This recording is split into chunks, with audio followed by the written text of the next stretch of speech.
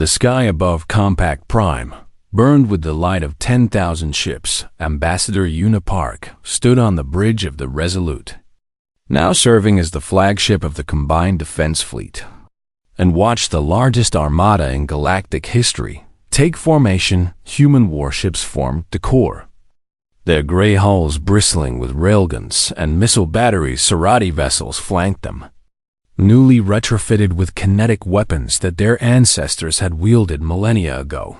And behind them, ships from dozens of species carried hastily manufactured projectile weapons, crude by human standards, but effective against an enemy that had never faced such technology. Fleet status.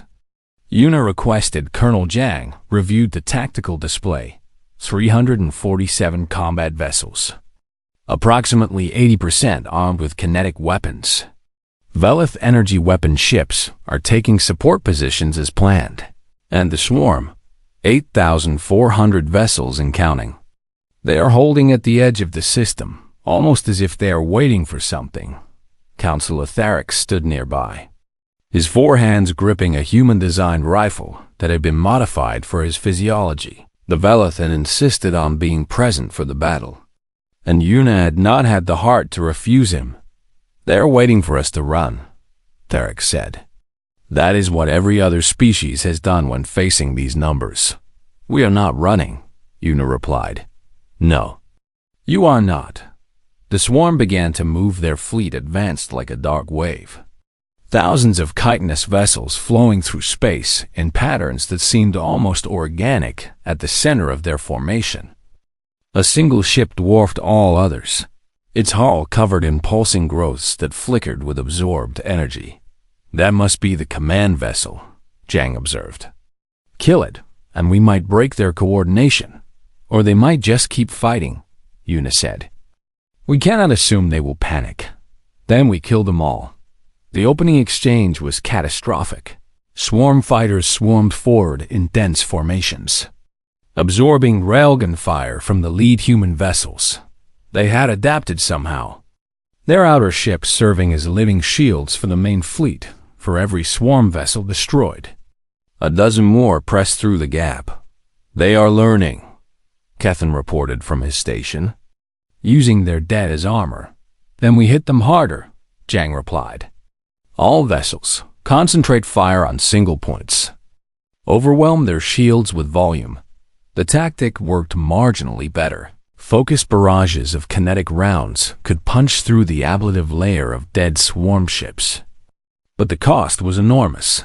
3 human destroyers went dark in the first hour, their hulls breached by swarm boarding pods. "We are losing this," Tharix said quietly. "At this rate, they will reach Compact Prime within 6 hours. Una studied the tactical display, searching for any pattern, any weakness. Then she saw it. "The Velith ships," she said suddenly. "They are avoiding them." Jiang looked closer. She was right. Swarm vessels were actually maneuvering around the energy weapon ships, rather than attacking them directly. "They are afraid of being overfed," Kethan explained. "Absorbing too much energy at once can cause them to rupture. It is an old weakness." "Then we use that," Una said. "Counselor, I need your ships to act as bait." Tharix understood immediately. "Draw them in with energy attacks. Force them to absorb until they are bloated and slow, and then hit them with everything kinetic while they are vulnerable." It was risky. The Velith ships would be in extreme danger, unable to actually harm the swarm, but forced to hold their attention. Tharix did not hesitate. "I will lead the energy wing personally," he said. "Counselor, that is not. Ambassador, your people have done enough." It is time the Velith contributed more than mockery. He was gone before Una could argue. The new tactic transformed the battle. Velith cruisers surged forward, pouring plasma and particle beams into the swarm formation. The enemy vessels could not resist the feast. Turning to absorb the energy that their biology craved, they swelled visibly, their hulls distending as they gorged on power they could not refuse. And then, the human and Sorority ships struck. Railgun rounds tore, through bloated swarm vessels. Missiles detonated against hulls weakened by overabsorption. The creatures that had evolved to feast on energy found themselves drowning in it. Unable to dodge the kinetic strikes that followed. "It is working," Jang reported. Enemy losses increasing significantly, but victory remained uncertain. The swarm adapted again, splitting their fleet into smaller groups that could avoid the energy traps. The battle became 1,000 smaller engagements spread across millions of kilometers. Yuna made a decision. "Colonel, I am taking a strike team to the command vessel." "Ma'am, that is suicide." "Maybe. But if we can communicate with them, negotiate, we might end this without total annihilation on both sides. They are animals." "Ambassador, the compact called us primitives," Yuna reminded him. "Let us not make the same mistake." The strike shuttle launched. Under heavy escort, human fighters cleared a path through the chaos while Sarati gunships provided covering fire. Yuna's team cut through the command vessel's hull and entered a nightmare of organic corridors and pulsing walls. They fought their way through swarm warriors, their rifles echoing in the alien ship until they reached the central chamber. What they found there stopped them cold. A single swarm creature, larger than any they had seen, hung suspended in a web of organic cables. It was dying. Great wounds covered its body, wounds that looked old, wounds that had never healed. "You came." A voice resonated through the chamber, translated somehow into human speech. "You can communicate," Yuna said. "We learned long ago, before the wound." "Before the flight. What wound?" The creature's compound eyes focused on her with surprising clarity. "Something came to our home, something from the dark between galaxies. It consumed our worlds, our people. We fled, we survived. But we were damaged. We became only hunger, only fear."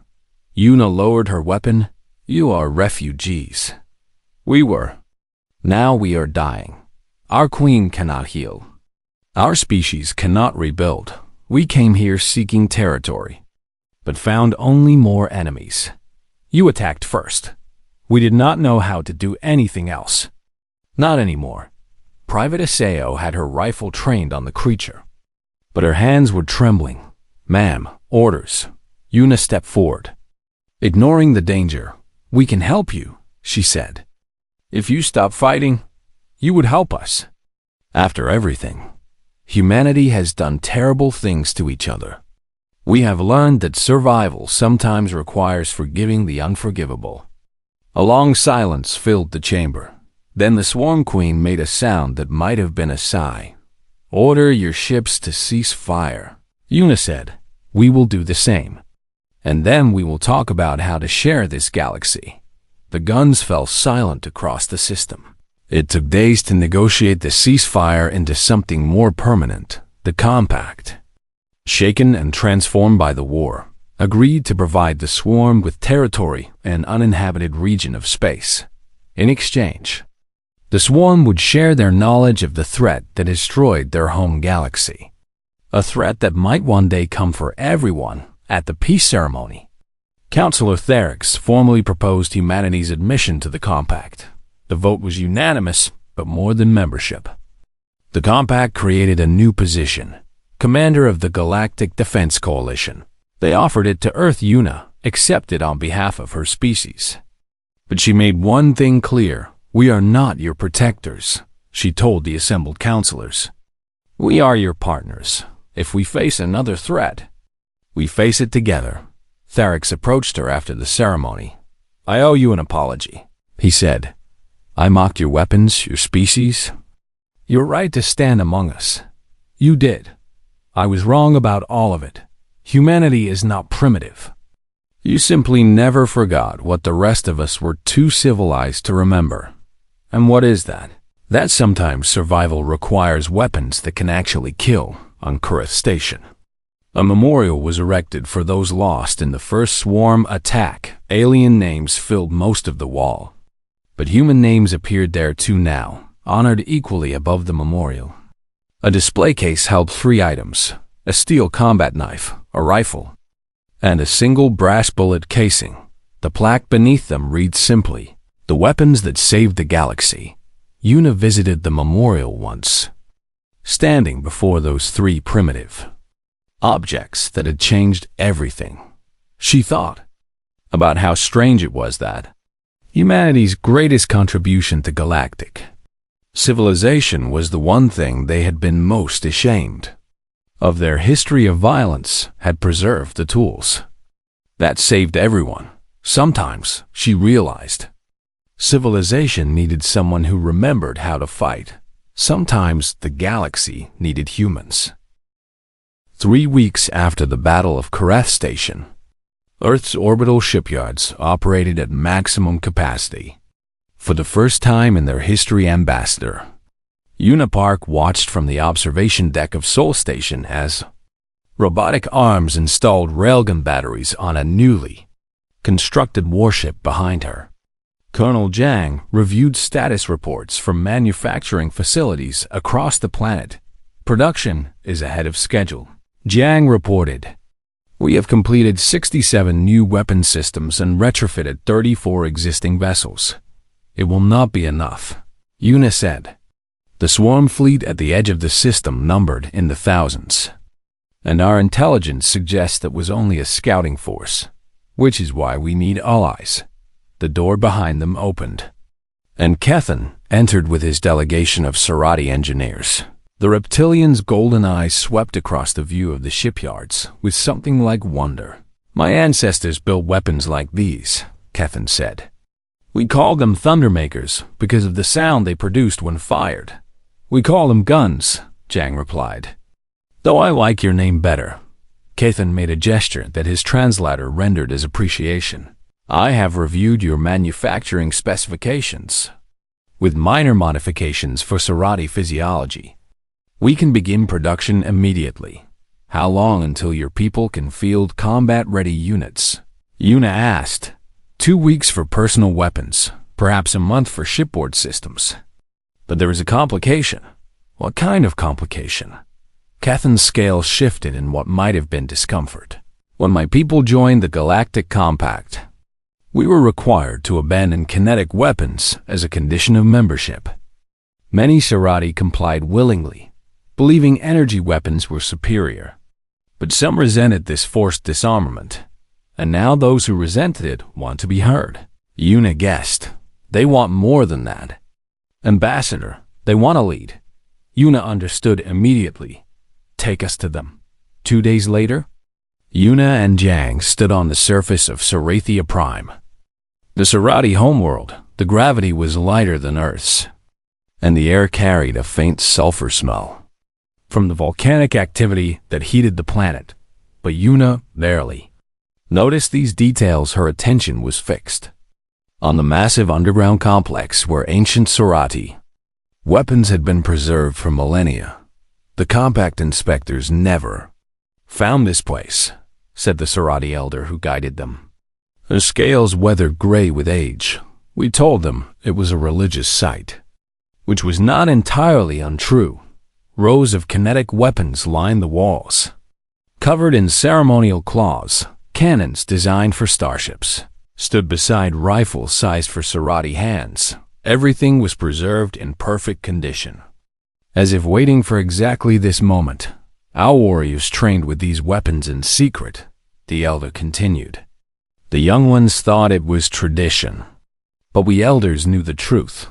"What truth?" Jiang asked. "That the compact's peace was built on a lie. Energy weapons made everyone equally weak against certain threats. The founders knew this. They accepted it because they believed the swarm was truly extinct. But some of us never stopped preparing for the day they might return." Yuna touched one of the preserved rifles, feeling the weight of history in its metal frame. "How many warriors can you field?" 40,000 who have trained with kinetic weapons. Another 100,000 who can learn quickly. It was more than Yuna had dared to hope. The training began immediately. Human instructors worked alongside Sarati veterans, merging two martial traditions that had developed on different worlds but shared the same Fundamental understanding bullets killed because they transferred energy through impact. And no amount of biological adaptation could change the laws of physics. Colonel Jiang found himself spending most of his time with Sarati officers, teaching them modern human tactics while learning ancient Sarati battle doctrines. The reptilian warriors took naturally to ballistic combat. Their reflexes were faster than humans, and their eyes could track projectiles in flight.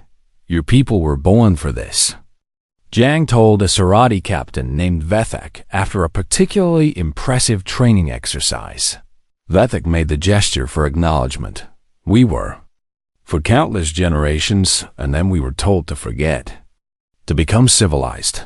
Civilization has its benefits, true. But there is something lost when a people abandons the tools that shaped them. Jiang understood that sentiment better than he could express. Meanwhile, word of the human victory at Kareth spread across the galaxy. The response was divided. Some species reached out quietly, requesting human weapons through diplomatic back channels. Others condemned Earth for bringing barbaric technology back into civilized space. And then there was Counselor Therix. He arrived at Earth 3 weeks after the battle. Traveling on a civilian transport to avoid drawing attention, Yuna met him at the spaceport. Surprised by how different he looked from the arrogant counselor who had mocked her people's weapons. His wounds had healed, but something in his bearing had changed permanently. I am here unofficially, Therix explained as they walked through the facility. The Velith Dominion has not yet decided how to respond to recent events. But I felt I could not wait. Respond to what? Exactly. To humanity. To what your species has shown us.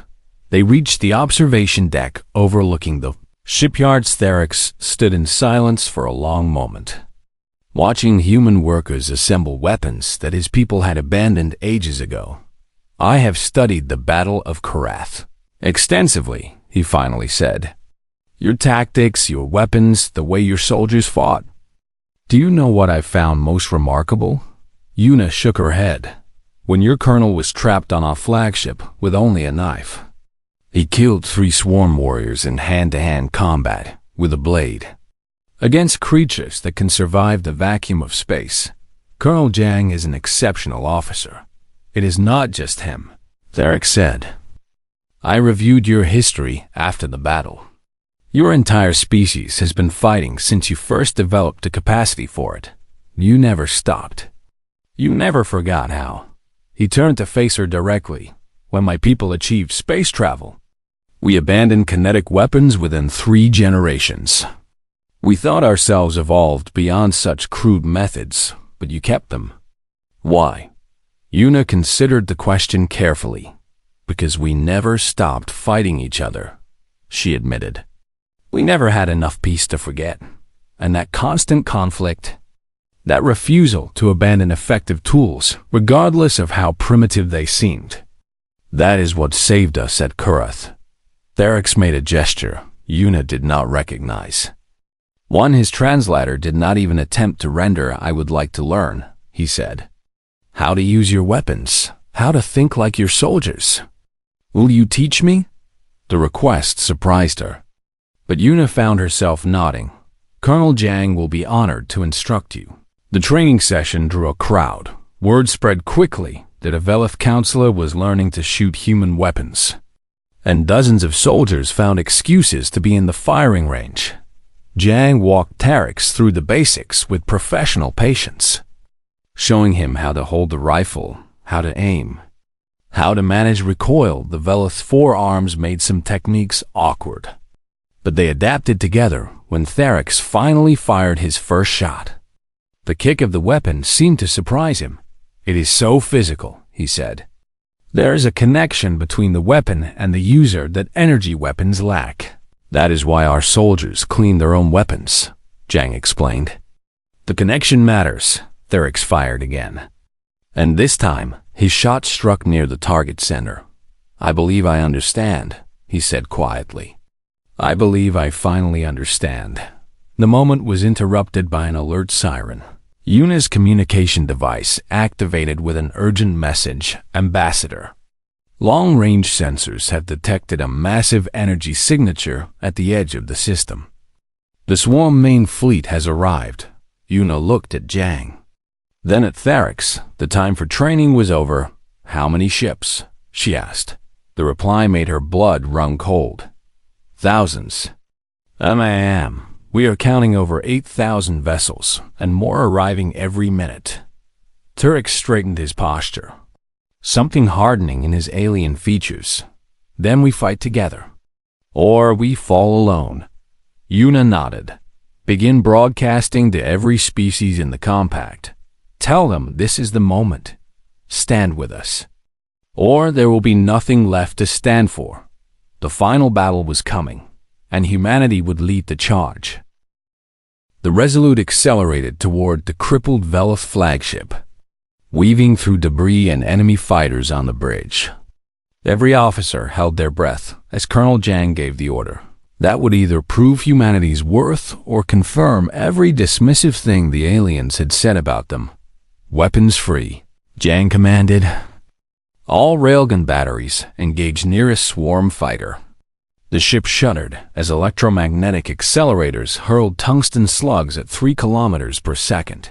The first round struck a swarm fighter directly in its midsection. For one horrible moment, Yuna thought it would simply absorb the impact like it absorbed energy. Then the fighter crumpled. The kinetic force tore through its hull, shattering the dark chitin into spinning fragments. The creature inside, a mass of insectoid limbs and compound eyes, tumbled into the void. Direct hit. The weapons officer shouted. Target destroyed. A cheer erupted across the bridge. But Jang silenced it with a raised hand. We have a lot more where that came from. Keep firing. The Resolute became a hurricane of destruction. Railguns hammered swarm fighters from the sky, while missiles streaked toward larger vessels, their explosive warheads detonating against hulls that had never faced such weapons. Each impact sent cracks spreading across the enemy ships. Each explosion tore chunks of chitinous armor away. The swarm seemed confused. Their formations broke apart as ships tried to avoid the incoming projectiles. For 10,000 years, they had faced enemies who attacked with energy, and they had evolved to feast on that energy. But metal and explosive force were something their biology simply could not handle. Counselor Therex. Yuna broadcast. We are clearing a path to your position. Prepare for boarding operations. The reply came through heavy static. How? How is this possible? Our primitive weapons, Counselor. It turns out they work quite well. The Resolute pulled alongside the flagship, and Colonel Jang led a team of 40 Marines through the docking tube. The interior of the Veloth ship was a nightmare. Emergency lighting cast everything in red shadows. Bodies of silver-skinned aliens lay in corridors torn apart by swarm attackers, and the attackers themselves still crawled through the ship. Hunting survivors. The first swarm warrior rounded a corner and froze at the sight of the humans. It was massive, nearly 3 meters tall, with 6 limbs ending in serrated claws. Its compound eyes reflected the red emergency lights like 1,000 tiny fires. Jang raised his rifle and fired 3 rounds into its center mass. The creature shrieked, a sound that seemed to vibrate through the walls. It staggered backward, dark fluid spraying from the wounds, then collapsed. Move, Jang ordered. Form up and advance. The Marines pushed forward through the ship, their rifles cracking in sharp reports that echoed through metal corridors. Swarm warriors fell one after another, unable to comprehend why their bodies were failing them. These strange new enemies attacked with something the swarm had never evolved to counter. Private Minji Seo distinguished herself early, holding a corridor junction alone while her squad evacuated wounded Veloth crew members. She burned through 4 magazines and killed 17 swarm warriors before reinforcements arrived. Sergeant Tao Quan led his fire team into a breached cargo bay where a swarm drone was attempting to plant some kind of organic growth on the ship's hull. His team destroyed the drone and the growth, preventing what might have been a swarm attempt to consume the entire vessel. They found Counselor Tharix on the command deck, barricaded behind an emergency bulkhead with a handful of surviving officers. When Zhang's team cut through the barrier, Tharix stared at them with an expression of pure disbelief. "You came?" he said. "Your primitive weapons actually work." "They do," Zhang confirmed. "Now we need to move. This ship is not going to hold together much longer." As if to emphasize his point, the deck beneath them shuddered violently. A swarm boarding pod had attached to the outer hull, and more warriors were cutting their way inside. "Sir," Private Asio reported, "we have hostiles incoming from Deck 7. Zhang assessed the situation instantly. I will hold them here.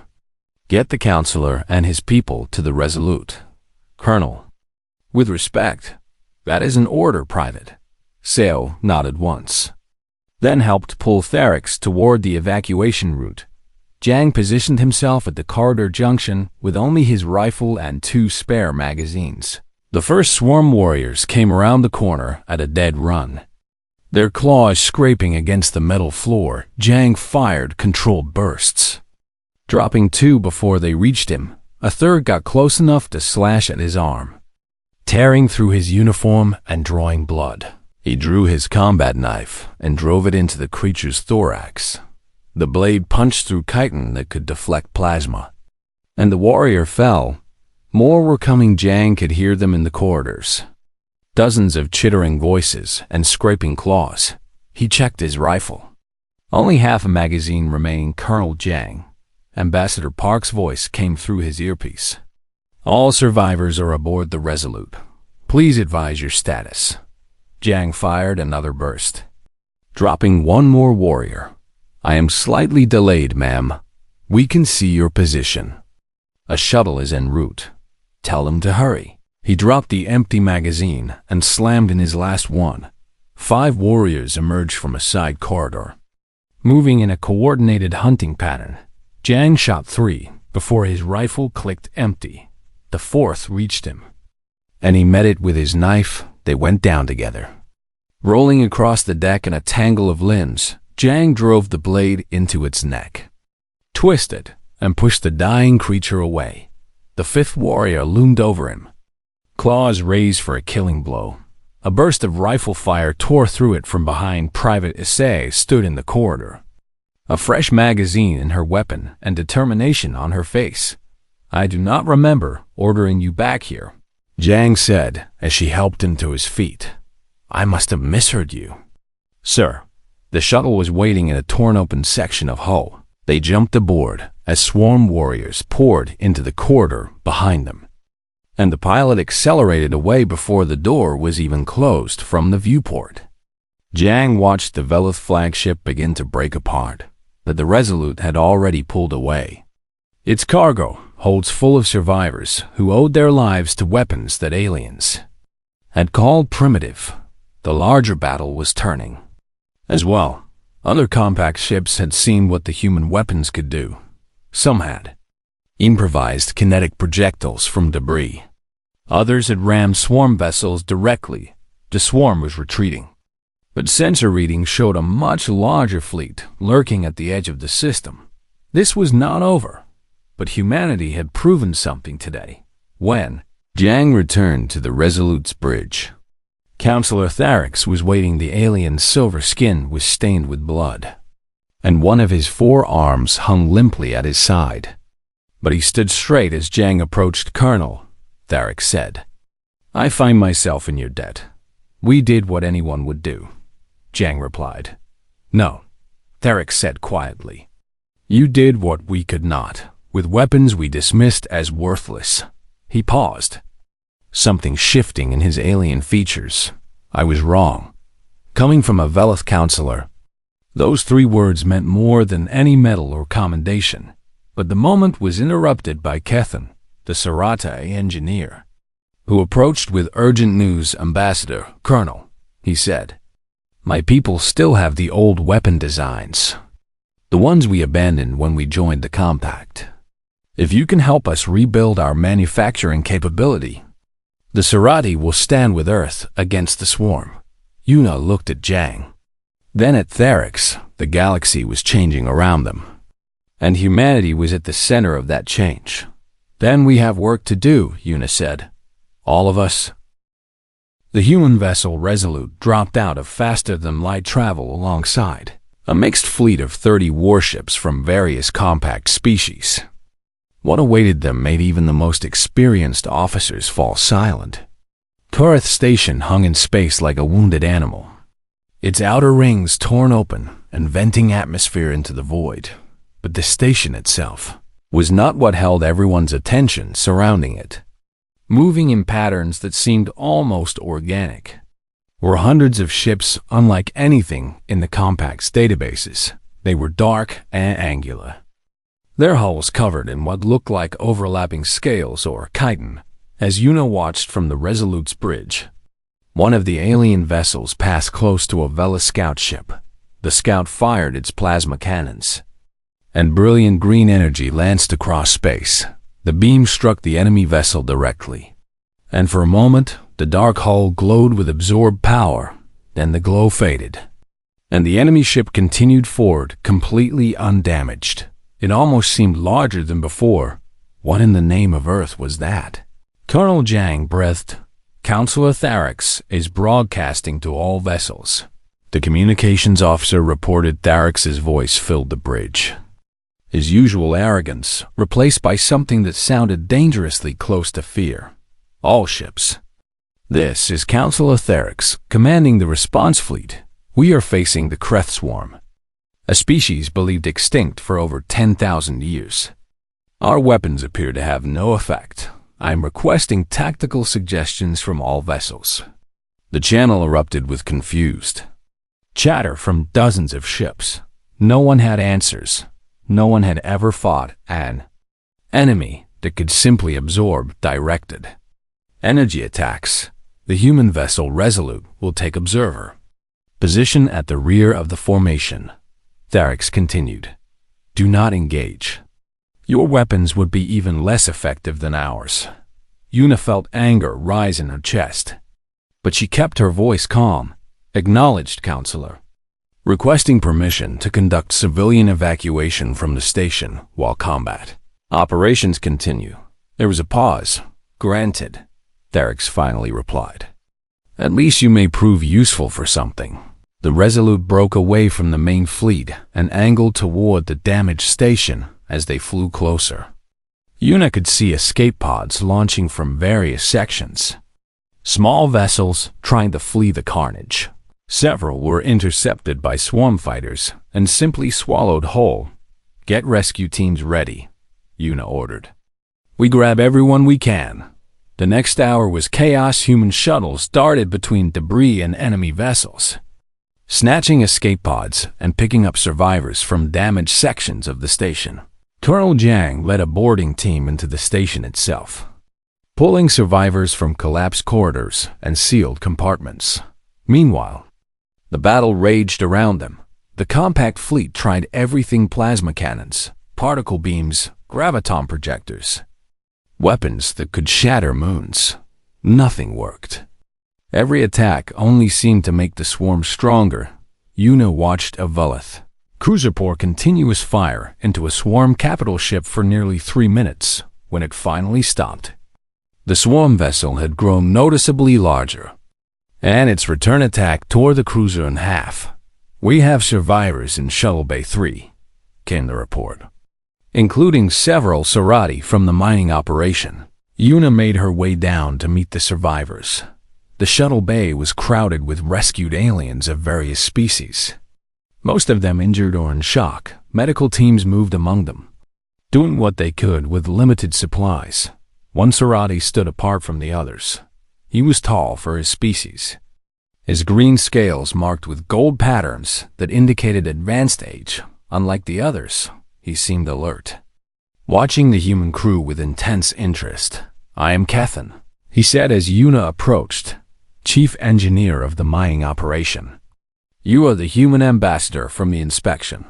Ambassador Yuna Park, she confirmed. Are you injured? No. But I may have information that could help. Yuna's attention sharpened. What kind of information? Kethan gestured to a display screen showing the ongoing battle. The Kreth swarm was defeated once before. 10,000 years ago, the records say they simply disappeared. But my people remember the truth. Your people fought them. We did. And we won, Kethan said. Not with energy weapons, but with weapons much like the ones your species still uses. Yuna felt her heart begin to race. Kinetic weapons. Yes. The swarm evolved to absorb and redirect energy. It is their primary defense mechanism, but kinetic force, physical impact. They have no adaptation for that, because no spacefaring species has used such weapons for thousands of years. Until now, Yuna said. She was already moving toward the bridge. Kethan, following close behind Colonel Jang, met them in the corridor. His uniform stained with soot and alien blood from the rescue operations. Colonel, the swarm cannot absorb kinetic impacts, Yuna said quickly. Our weapons might actually work against them. Jang's eyes widened. The railguns, the missiles, all of it. We need to test this theory. They reached the bridge just as the Velith flagship took a devastating hit. Tharix's voice crackled over the communication system, broken by static and what might have been screaming in the background. All vessels, the flagship is critically damaged. We have swarm boarders on multiple decks, requesting immediate assistance. No one responded. The other ships were too busy, fighting for their own survival to mount a rescue. Yuna looked at Colonel Jang. She saw the same thought in his eyes that she felt in her heart. This is the human vessel Resolute, Yuna broadcast. We are moving to assist the Velith flagship. All hands prepare for combat operations. Ambassador, Darix's voice came through. Weak but incredulous, your weapons cannot, with respect.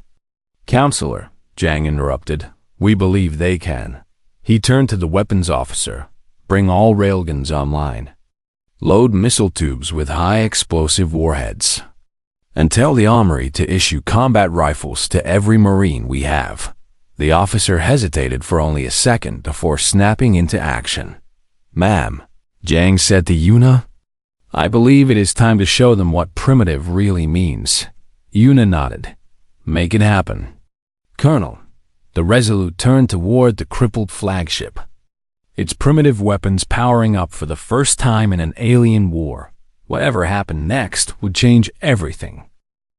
Ambassador Yuna Park stood at the viewport of the human shuttle and watched the massive space station grow larger against the star-filled darkness.